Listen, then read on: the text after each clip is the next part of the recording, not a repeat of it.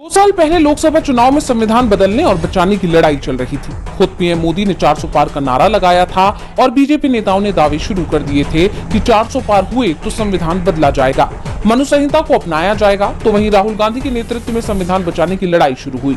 संविधान बचाने के नाम पर विपक्ष एकजुट हुआ। जनता ने बीजेपी को सबक सिखा दिया। बीजेपी बहुमत हासिल नहीं कर पाई और बैसाखियों के सहारे सरकार बना ली। सबसे बड़ी बात तो ये है कि बीजेपी के जिन नेताओं ने संविधान बदलने की बात कही थी, सभी लोकसभा चुनाव हार गए, जिसके बाद अब पीएम मोदी भी संविधान को सिर माथे लगा रहे हैं। संविधान दिवस पर पीएम मोदी ने कहा, यह हमारे संविधान की ताकत है कि जिसने मुझ जैसे व्यक्ति को एक साधारण और आर्थिक रूप से पिछड़े परिवार से आता है 24 साल से ज्यादा समय तक लगातार सरकार का मुखिया बना दिया। तो राहुल गांधी ने संविधान को लेकर एक्स पर पोस्ट किया। उन्होंने लिखा, भारत का संविधान सिर्फ एक किताब नहीं, ये देश के हर नागरिक से किया गया एक पवित्र वादा है। वादा कि चाहे कोई भी किसी भी धर्म या जाति का हो, किसी भी क्षेत्र से आता हो, कोई भी भाषा बोलता हो, गरीब हो या अमीर, उसे समानता, सम्मान और न्याय मिलेगा। संविधान गरीबों और वंचितों का सुरक्षा कवच है, उनकी शक्ति है और हर एक नागरिक की आवाज है। जब तक संविधान सुरक्षित है, हर भारतीय के अधिकार सुरक्षित है। वैसे राहुल गांधी ये बात तो पहले भी कह चुके हैं कि संविधान बचाने की लड़ाई जारी रहेगी। वहीं कांग्रेस महासचिव जयराम रमेश ने एक तस्वीर पोस्ट करते हुए बीजेपी पर तीखा तंज कसते हुए कहा कि ये सब संविधान बनाने के इतिहास का हिस्सा है, जिसमें आरएसएस की कोई भूमिका नहीं थी। असल में संविधान अपनाने के बाद इसका रोल उस पर हमला करना और उसे कमजोर करना था, और इसी रोल को मौजूदा पीएम और गृह मंत्री ने आगे बढ़ाया है, जो सोचे समझे तरीके से संविधान के सिद्धांतों, नियमों और तरीकों को तोड़ मरोड़ रहे हैं। साफ है, कांग्रेस जो संविधान बचाने की लड़ाई लड़ रही है, वो आगे भी जारी रहने वाली है। एफआईआर प्रक्रिया को लेकर चुनाव आयोग की मुश्किलें लगातार बढ़ती जा रही हैं। विपक्ष और बीएलओज ने इस प्रक्रिया के खिलाफ पहले से ही मोर्चा खोला हुआ है और अब सुप्रीम कोर्ट की तरफ से भी उसे नोटिस जारी कर दिया गया। कोर्ट ने 1 दिसंबर तक केंद्रीय और राज्य चुनाव आयोग को जवाब देने का निर्देश दिया है। दरअसल सुप्रीम कोर्ट तमिलनाडु, केरल, पश्चिम बंगाल, पुदुचेरी और बिहार में एसआईआर के खिलाफ याचिकाओं पर सुनवाई कर रहा था और इस दौरान याचिकाकर्ता की तरफ से कोर्ट में बीएलओस की जान जाने का मुद्दा उठाया गया। याचिकाकर्ता की तरफ से पेश वकील प्रशांत भूषण ने दावा किया कि एसआईआर के दबाव में अब तक 23 बीएलओ की जान जा चुकी है। इसकी कई रिपोर्ट्स भी सामने आई है, जिसके बाद पश्चिम बंगाल सरकार की तरफ से पेश वकील ने भी इस बात की पुष्टि की। आप जानते हैं कि पश्चिम बंगाल से लेकर राजस्थान, मध्य प्रदेश तक कई बीएलओज ने एसआईआर को लेकर उन पर बनाए जा रहे दबाव के चलते खुद की जान ले ली। नोएडा के एक बीएलओ का इस्तीफा भी सोशल मीडिया पर काफी वायरल हो रहा है, जिसमें उसने काम के प्रेशर का जिक्र किया है। कांग्रेस ने तो नाम के साथ पूरी लिस्ट ही जारी कर दी है कि किस राज्य से किस बीएलओ की जान गई है। ऐसे में एसआईआर प्रक्रिया को लेकर चुनाव आयोग पर पहले से ही सवाल उठ रहे हैं कि आखिर उसे इतनी जल्दबाजी क्यों है, और अब सुप्रीम कोर्ट ने ही उससे इस मामले में गंभीरता से जवाब मांग लिया है। ऐसे में अब सबको इंतजार चुनाव आयोग के जवाब का है कि वो अपनी सफाई में क्या कहता है। क्या बीएलओस की जान जाने का ये सिलसिला थमेगा? सुप्रीम कोर्ट में एसआईआर प्रक्रिया को लेकर जोरदार बहस देखी गई। सीजेआई सूर्यकांत और जस्टिस जयमाल्या बागची की बेंच के सामने वरिष्ठ वकील कपिल सिब्बल ने एसआईआर के खिलाफ अपनी दलीलें पेश की। उन्होंने चुनाव आयोग की जल्दबाजी पर सवाल उठाते हुए कोर्ट को बताया कि कानून के मुताबिक डॉक्यूमेंटेशन का बोझ वोटर पर नहीं हो सकता। स्पेशल रिवीजन के लिए बीएलओ घर घर जाकर देखता है। डेटा लेने का काम 2 महीने में पूरा नहीं हो सकता। इस पर सीजेआई सूर्यकांत ने कहा कि किसी प्रोसेस को इस आधार पर रद्द करना कि अथॉरिटी XYZ महीनों में काम नहीं कर सकती, अलग बात है। हमने बिहार में एक अजीब चीज देखी, कोई ये कहने के लिए आगे नहीं आया कि मुझे बाहर कर दिया गया है। इस पर सिब्बल ने अपनी दलील देते हुए कहा कि क्या आपको लगता है कि पश्चिम बंगाल या बिहार के दूर दराज के इलाकों में लोगों को एन्यूमरेशन फॉर्म भरना आता है? करोड़ों वोटर हैं, इतने सारे लोग वोट देने गए और देखा कि उनका नाम नहीं है, वो वहां से कहां जाएंगे? नाम कटने पर वो क्या कर सकते हैं? इसमें कोई शक नहीं कि कई नाम हटा दिए गए। हम आपके सामने ऐसे लोग लेकर भी आए जो जिंदा थे, फिर भी उनका नाम हटा दिया गया था। कोर्ट में एक बार फिर नागरिकता तय करने को लेकर चुनाव आयोग और बीएलओ की शक्तियों पर बहस हुई। सिब्बल ने साफ शब्दों में कहा कि कोई भी बीएलओ ये तय नहीं कर सकता, जिस पर कोर्ट ने कहा कि वो केवल दस्तावेजों की जांच करते हैं और किसी का नाम हटाने के फैसले के बाद हमेशा सुनवाई होती है। इस पर सिब्बल ने कोर्ट से अपील की कि उन्हें बताएं कि वो दिखाएं कि उन्होंने हमें कहां नोटिस दिया है और अपील की है, ये ग्राउंड पर किसे दिए गए थे। इस दौरान असम का भी जिक्र हुआ कि वहां तो एन्यूमरेशन फॉर्म ही नहीं है, जिस पर कोर्ट ने कहा कि असम राज्य की अपनी खासियत और चुनौतियां हैं। कपिल सिब्बल ने कोर्ट के सामने अपना पक्ष रखते हुए कहा, नाम हटाने के लिए एक प्रोसेस का पालन करना होगा जो सही और निष्पक्ष हो। नागरिकता का मुद्दा बीएलओ को नहीं बल्कि किसी दूसरी अथॉरिटी को तय करना चाहिए।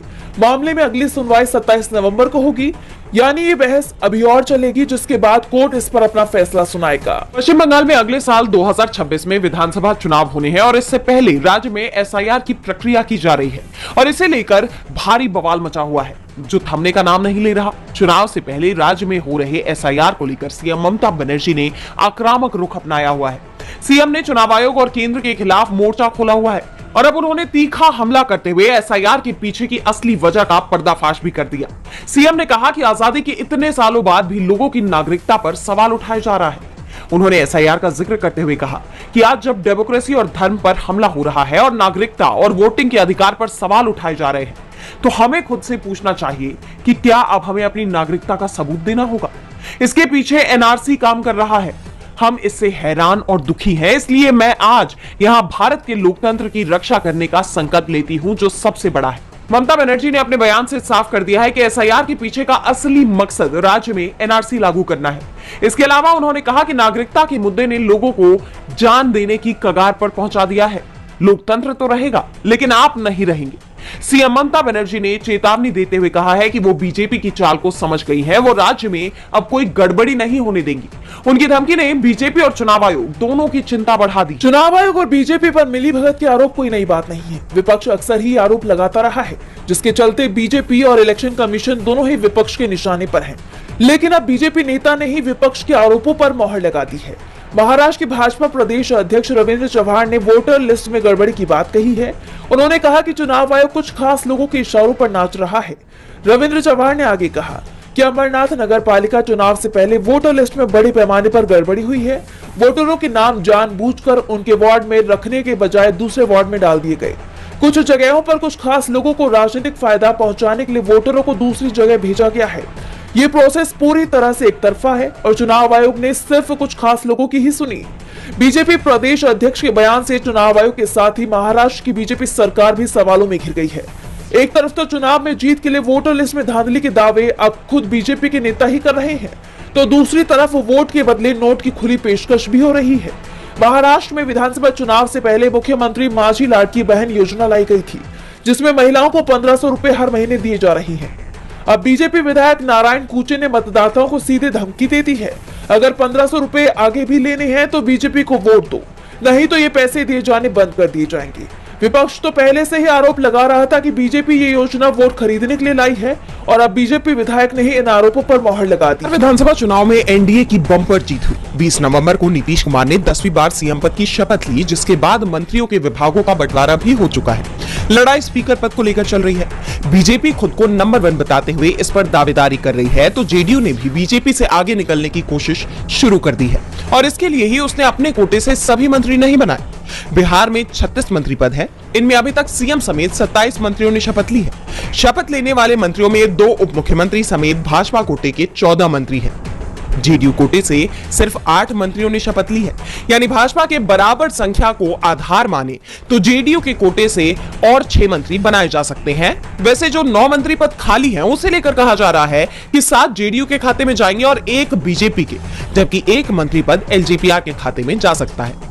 और अब संकेत मिल रहा है कि इन 7 मंत्री पद के सहारे जेडीयू खुद को बीजेपी से आगे करने की तैयारी में है। कांग्रेस, एआईएमआईएम और बीएसपी विधायकों पर जेडीयू की नजर है।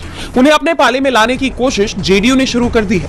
अगर 7-8 विधायक पाला बदलकर जेडीयू में शामिल हो जाते हैं तो जेडीयू के विधायकों की संख्या बीजेपी से आगे निकल जाएगी और वो बिहार विधानसभा में पहले नंबर की पार्टी। बिहार में विधानसभा चुनाव के वक्त से ही लालू परिवार प्रशासन के निशाने पर दिखाई दे रहा है। उनके खिलाफ एक के बाद एक कार्रवाई की खबरें सामने आ रही हैं और अब उनसे उनका आवाज छीना जा रहा है, जिसे लेकर आरजेडी और एनडीए आमने सामने दिखाई दे रहे हैं। आरजेडी ने नीतीश सरकार को खुला चैलेंज दे दिया है, अल्टीमेटम दिया है कि वह जो करना है करेंगे, लेकिन राबड़ी आवास खाली नहीं करेंगे। दरअसल राज्य सरकार के भवन निर्माण विभाग ने राबड़ी देवी को उनका आवास खाली करने का नोटिस जारी कर दिया, जिसके बाद से बिहार की सियासत में उबाल देखा जा रहा है। आदेश में कहा, राबड़ी देवी को 10 सर्कुलर रोड स्थित आवास के बजाय वैकल्पिक रूप से 39 हार्डिंग रोड स्थित सरकारी आवास आवंटित किया गया है। ये आवास अब किसी अन्य सार्वजनिक पदाधिकारी को आवंटित किया जाएगा। गौरतलब है कि राबड़ी देवी साल 2005 से लगातार इसी बंगले में रह रही थी। ऐसे में आरजेडी इसे बदले की कार्रवाई बता रही है। पूर्व सीएम लालू यादव की बेटी रोहिणी आचार्य ने इस आदेश पर नीतीश सरकार को घेरते हुए उन्होंने कहा कि घर से तो निकाल देंगे, बिहार की जनता के दिल से कैसे निकालिएगा?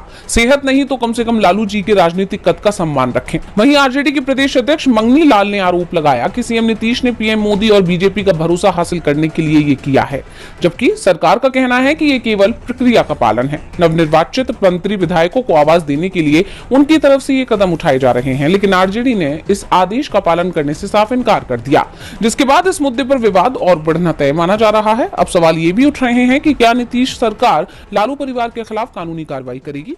ये आने वाले वक्त